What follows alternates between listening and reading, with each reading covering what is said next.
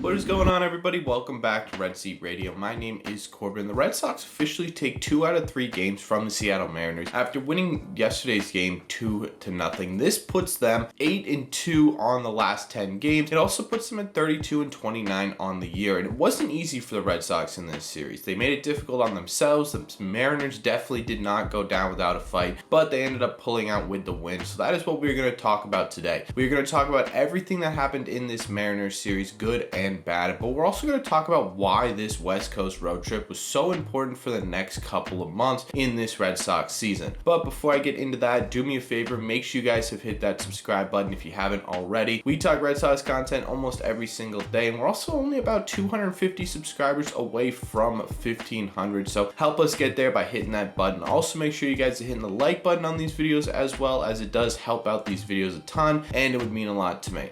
Thank you all very much for clicking on this one. Let's get into it. We're going to start with offense in this series because it's always fun to talk about big bombs. And if we're talking about big bombs, we got to start with Rafael Devers, who's quickly becoming one of my favorite players on and off the field. If you haven't seen this yet, this is part of his interview after the game on Sunday. Yeah, I like hitting. Yeah. You think so? Yeah, I like hitting.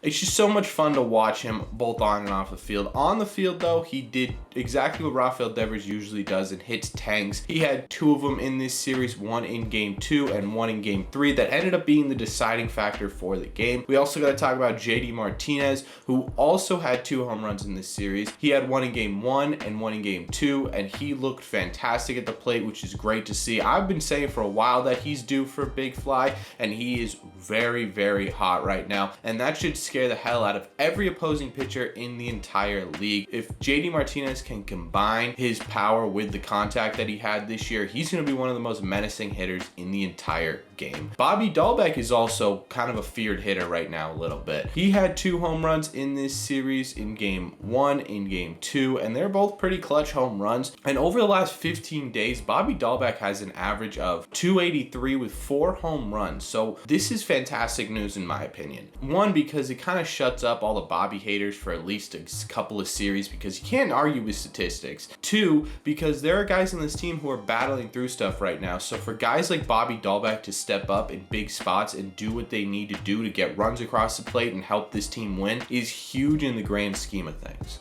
The last guy I want to highlight is Xander Bogaerts, who didn't have any big flies in this series, but he did have a couple of doubles, and he just had a very Xander-like series, so I just had to mention it because I love Xander Bogaerts. All in all, though, it was a pretty decent amount of offense in this series, which is good to see because they didn't really have a lot of offense against the Angels. It was really the pitching show, and while the pitching was great in this series, it was nice to see the offense actually put some run support on the board for these guys. One thing I did want to mention, and one thing that I really liked about this series offensively, was when home runs were getting hit, at least half of them were with home runs with people on base. Solo shots are nice, but they're only 1 run at the end of the day. So to have a couple of runs, 2 or 3 runs every time you hit a home run, every other time you hit a home run, is fantastic. It is truly a dagger in some of these games. So good job by the Red Sox, at least offensively. Let's talk about the pitching in this series.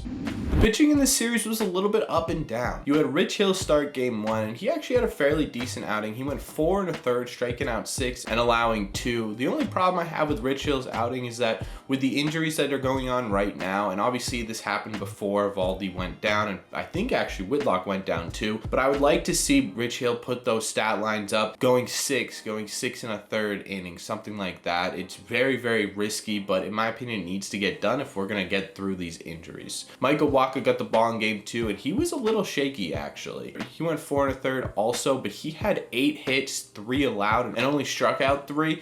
But the reason, in my opinion, is because of his short rest. So I'm not entirely concerned that this is going to become a trend, and hopefully it doesn't, because we really desperately need Wacha to be the Wacha that we saw in LA and we've seen in the past. But I genuinely don't think this will be an issue going forward. And finally, we were supposed to have Garrett Whitlock start game 3, and it looked like it was going to be a bullpen day, but the Red Sox said, hey, let's try out Cutter Crawford, who came in and, in my opinion, surprised everybody. I don't think a single person was expecting the stat line that Cutter Crawford put up. He went 5 full innings, allowed 1 hit, struck out 7, and obviously allowed no runs. This was probably the biggest game pitching wise, in my opinion, in this entire series. You get the news that Eovaldi's out, you get the news that Whitlock's out, you're throwing a guy who hasn't really done fantastic at a major league level and had a 7 ERA in Worcester. You weren't really expecting him to do as well as he did, and he comes out and he absolutely shoves against a pretty offensively talented Mariners team. So it was really, really big for Cutter Crawford to do that, and we didn't have to rely on our bullpen as much as I thought we were going to. All in all, though, the starting pitching, in my opinion, was fairly decent in this series. You had the pretty tough start by Waka, but everyone else did their job. Some even surprised the hell out of me. What we're gonna need going forward is a lot of our true, genuine starters to eat up innings because of the fact that we are going to be putting a lot of pressure on the bullpen with these injuries. And speaking of the bullpen, let's talk about what they did in this series, because they were pretty good. I mean, the only exception to that is Hansel Robles, who did give up the tying run and the winning run in the bottom of the 9th. And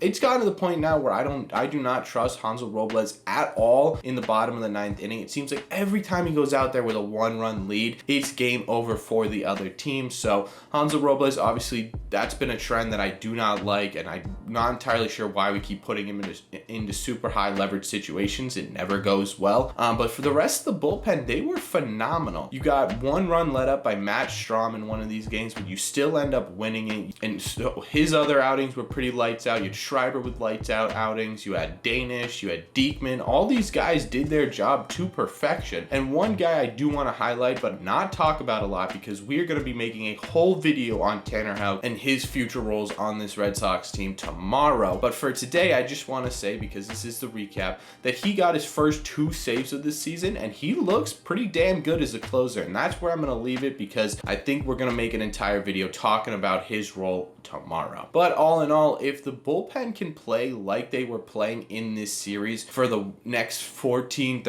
days while Eovaldi and Whitlock are on the DL, you've got kind of these holes in your rotation. This is huge for the Boston Red Sox to shut down a Mariners team that had been pretty hot. I think they scored 7 or 8 runs against the Houston Astros pitching staff. So for us to shut them down is actually pretty big, regardless of their record. And again, this is very important going forward. The fact that the last couple of games in this road trip, they were able to shut them down in big late innings. And honestly, throughout the entire road trip, the pitching was fantastic. So going into the next couple of series with the pitching staff, it's going to be a lot of pressure on them. And I'm hoping that all of this confidence that they've built up over this road trip comes through and they can dominate in the wake of these injuries. As for the entire team, all in all, it was fantastic that they were able to pull out a win on this series. They go 8-2 on this road trip. That is exactly what we needed. You're 3 games above 500. You're coming home to face the A's, St. Louis Cardinals, and the Cleveland Guardians. Guardians are going to be a little tricky. The Cardinals are going to be really tough, but the A's, we know what they can do. And then it's gauntlet time. After that, you're facing the Blue Jays, you're facing the Yankees, you're facing the Rays. This is where this team decides whether or not they are going to be competitive in this division. If you do not do well against our in-division opponents, we're probably not going to do well against them the entire year. And this is crunch time. So take advantage of the fact that you are scorching hot right now win-wise. You're one of the best teams in the league. Take advantage of some teams that might be struggling otherwise, A's, Guardians a little bit, and then get ready for game time. Let me know in the comment section down below what you thought of this Mariners series. What did you think of everything that went on in it? What did you like? What did you not like? Let me know what you're feeling about the Red Sox right now. Are you liking them? Is there something you're fearing? What are you thinking about this Red Sox team? Let me know all your thoughts down below. As always, if you've made it to the end of this video, do me a favor, make sure you guys have hit that subscribe button, make sure you guys have hit that like button, and don't be afraid to share this video with a friend. If you know someone who loves the Red Sox and you think would really enjoy these videos, be sure to send them this video. Thank you all very much for clicking on this one, and I will see you in the next one.